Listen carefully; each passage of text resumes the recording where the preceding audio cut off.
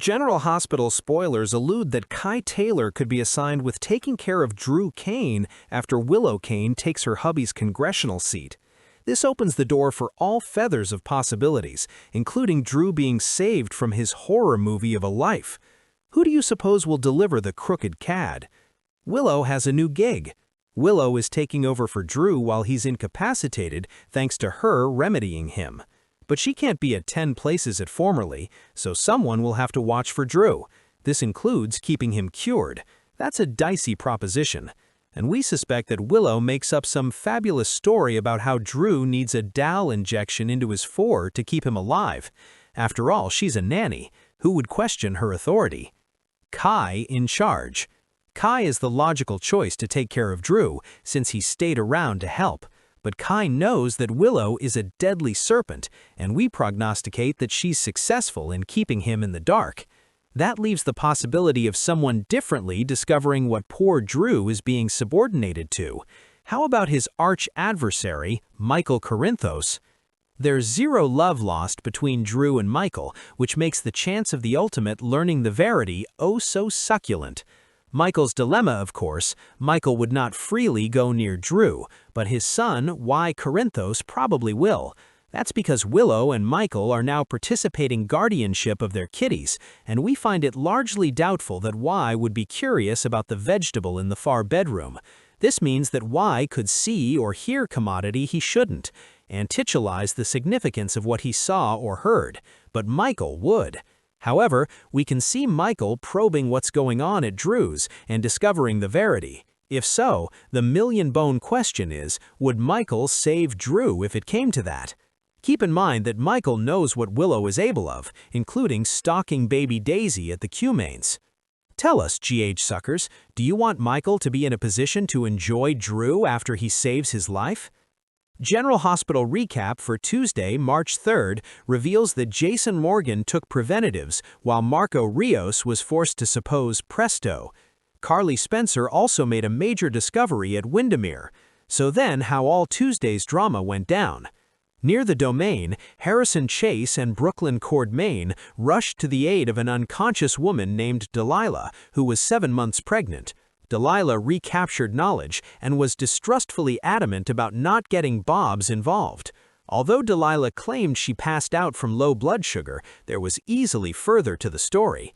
Delilah ultimately endured a sharp pain, so Chase and Brooklyn led her over to the auto so they could take her to the sanitarium. At GH, Jordan Ashford allowed she might be pregnant, so she talked to Britt West about the possibility. Britt got called away before they could get too far into the discussion, so Jordan decided for an at-home gestation test.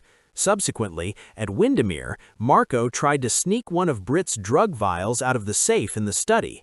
Sidwell popped up and wondered what Marco was doing, so he covered by acting like he was preparing Britt's coming cure. Sidwell claimed it was Pascal's turn and basically suggested they should end coddle Britt by letting her choose who she wanted to administer her drug. Once Carly showed up at Jen Sidwell's request, he wanted to speak with her alone. Marco was weirded out and laterly told Lucas Jones about that meeting, as well as his failed trouble to score Britt's drug. Back at Windermere, Sidwell pitched the idea of a regale party to bring Lucas and Marco's families together. Carly didn't suppose that was a good idea, since she was dating Jack Brennan, who was part of the WSB. Sidwell acted like his issues with the WSB had been primarily on other mainlands, and encouraged Carly to bring Brennan with her. Before Sidwell and Carly could nail down any establishment plans, he left the room to take a phone call. Carly went poking and sounded thrilled once she set up the near safe behind oil. At the sanitarium again, Delilah asked Brooklyn to come with her to the trauma room, where Britt performed an ultrasound and set up internal bleeding. At one point, a strange tattoo could be seen on Delilah's wrist. Delilah lost knowledge again as her observers started going haywire. Brooklyn got demissed out and reconvened with Chase, while Brick claimed we'd have to do an emergency C-section. Next, Curtis Ashford said he wanted Portia Robinson to have the house and raise their baby there. An emotional Portia was thankful and ultimately called Isaiah Gannon, hoping to see him. As for Curtis, he made his way to Jordan's place, where she had a slightly concealed gestation test stockpiled hard. Curtis gave the news about his decision to let Portia have the house and mentioned that he'd look for nearly differently to live. Jordan suggested Curtis could move by there and caught him off guard. At the Courtmain manse, Danny Morgan got in trouble for leaving the Courtmain gatehouse messy and skipping escadally constantly. Tracy Courtmain and Alexis Davis scolded Danny, along with Jason Morgan, who forced him to clean up the gatehouse to Tracy's norms and banned him from it for 2 months. As for skipping academy, Danny demanded to check with Jason if there were any extremities that he allowed might warrant doing that. After Danny left, Jason told Tracy and Alexis that he was making sure his will was over to date since he hadn't done that since Sam McCall passed away. Jason demanded to appoint a guardian for Danny in case anything happened to him, so Tracy and Alexis both made separate pitches for why Jason should pick them. After Alexis departed, Tracy wanted Jason to level with her about whatever peril he was facing that urged this, but Jason played dumb. Once Charlotte intimately met up with Danny, she told him their first kiss was perfect, but she felt it should be their last. After Charlotte admitted effects were complicated because of Rocco Falconer, she also refocused out that she'd run with Valentine Cassadine if he was forced to flee.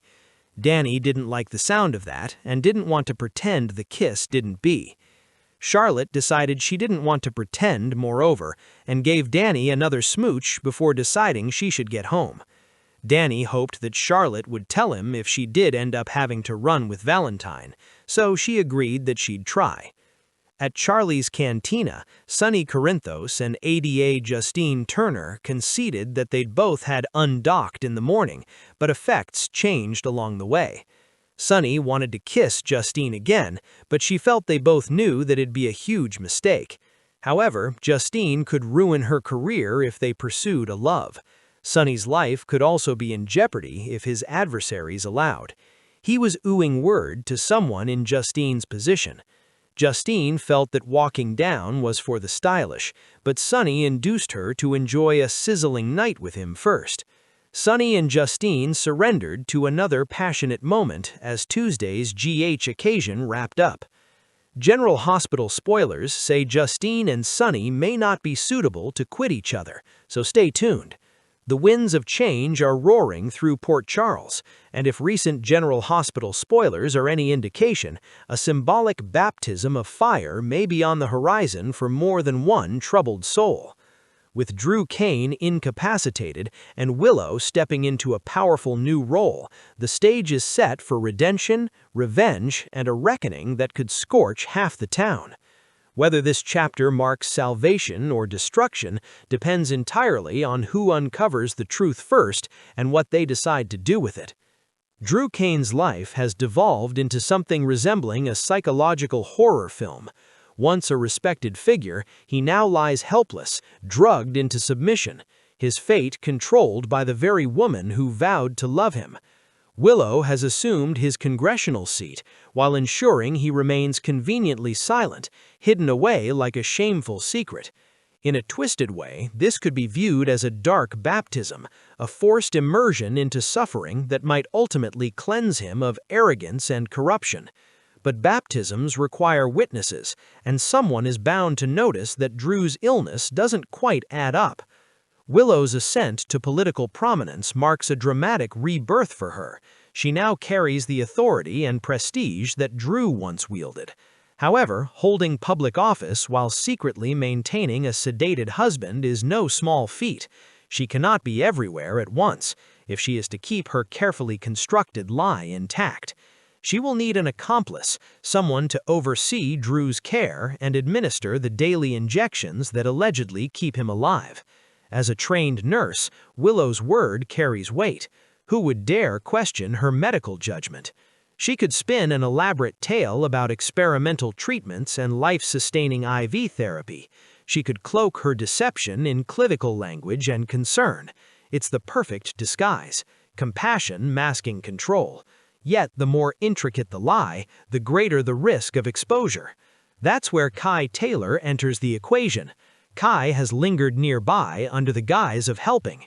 He has watched, listened, and quietly supported Willow through Drew's medical crisis.